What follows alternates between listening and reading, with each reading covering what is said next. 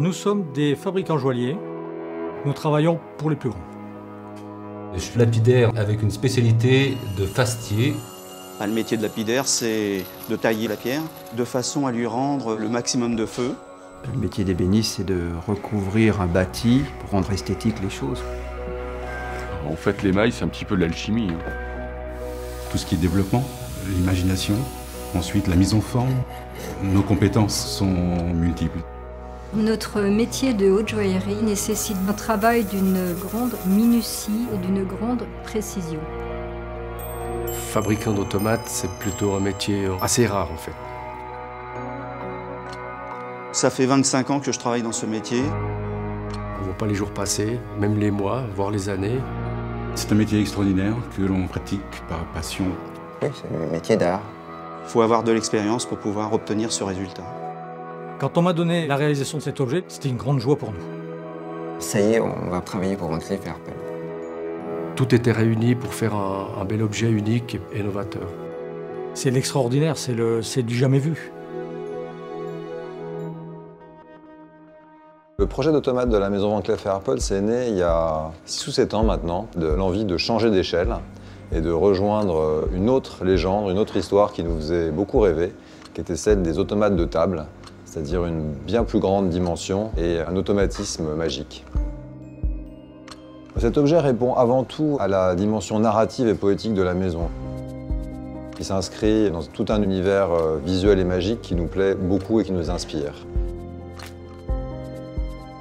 Ce projet, il est encore plus beau que ce qu'on pouvait imaginer. Quand on m'a confié ce projet, j'ai ressenti beaucoup de joie, sans être certain d'y arriver. Mais connaissant très bien les artisans avec lesquels je travaillais, je savais que je pouvais compter sur eux de nuit et jour. Ils ont des spécificités, donc on a été chercher les plus pointus, entre guillemets, une vingtaine en tout. Dans le projet de Van Cleef & Arpels, il y a un dialogue, parce qu'un automate, c'est pas juste un objet qu'on remonte, qui bouge.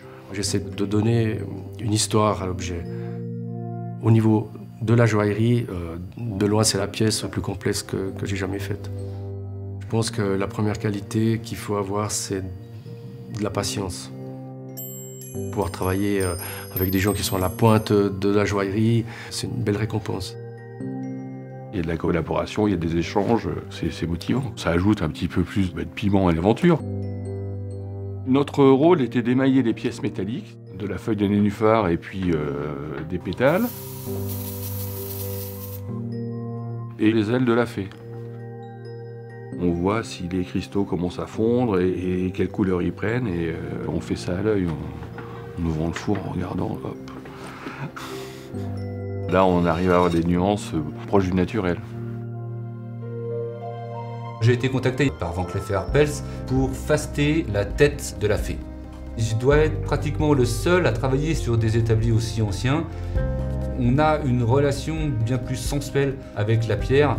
C'est la pierre qui, au fur et à mesure, va me donner ses propres réactions. Dans quelque chose de mécanique, il faut arriver à donner une âme, un regard, de lui donner une vie. Parce que je crois que je lui donne une vie à cette pierre et à cette fée. Je pense sincèrement que c'est le travail le plus difficile qu'un lapidaire puisse avoir réalisé.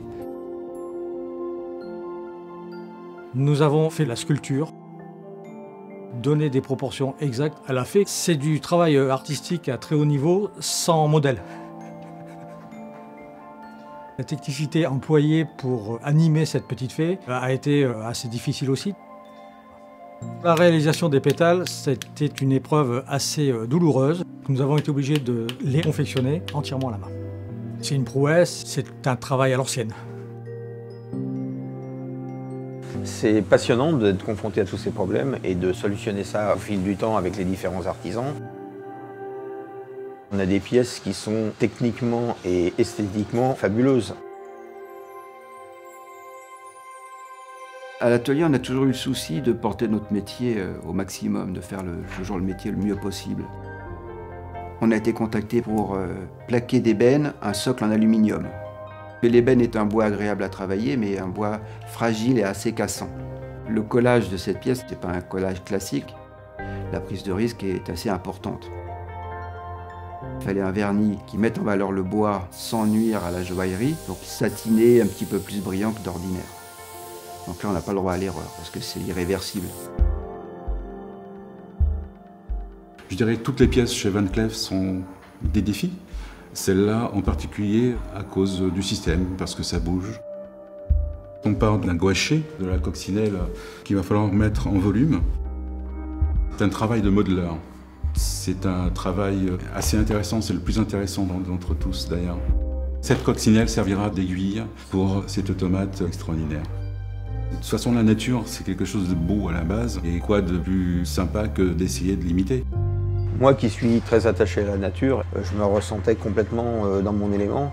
J'ai fait tout ce qu'on pouvait faire, je pense, pour esthétiquement avoir quelque chose de parfait, si on peut dire parfait.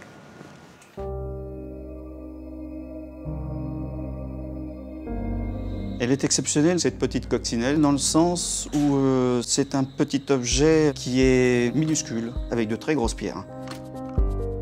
Nous devons les suifer. La pierre suifée est une pierre dont il n'y a aucune facette. On l'arrondit à la main, on la polit à la main, et elle devient lisse comme un bonbon.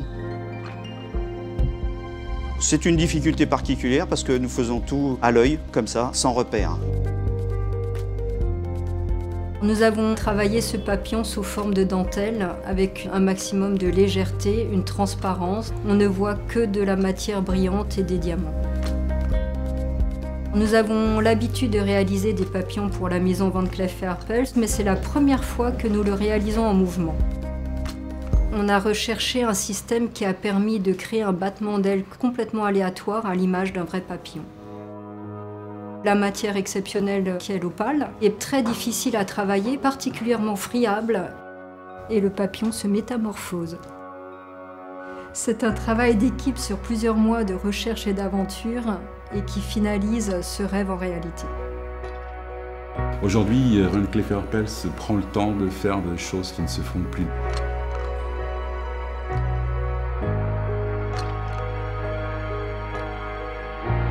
À 18 ans, quand j'allais à Paris, à la place Vendôme, je regardais les vitrines. Si un jour on m'avait dit que je travaillerais avec ces gens-là, je me dis non, je pense pas. On aimerait qu'on se dise au revoir et à la prochaine pièce. Quand on voit cette pièce finie, on ressent avant tout un émerveillement enfantin, une magie, c'est vraiment une émotion. Évidemment, on ressent aussi une grande fierté d'avoir réalisé en pas mal d'années un projet aussi complexe et dont on pense qu'il s'inscrira dans l'histoire des grands automates et qui fera date.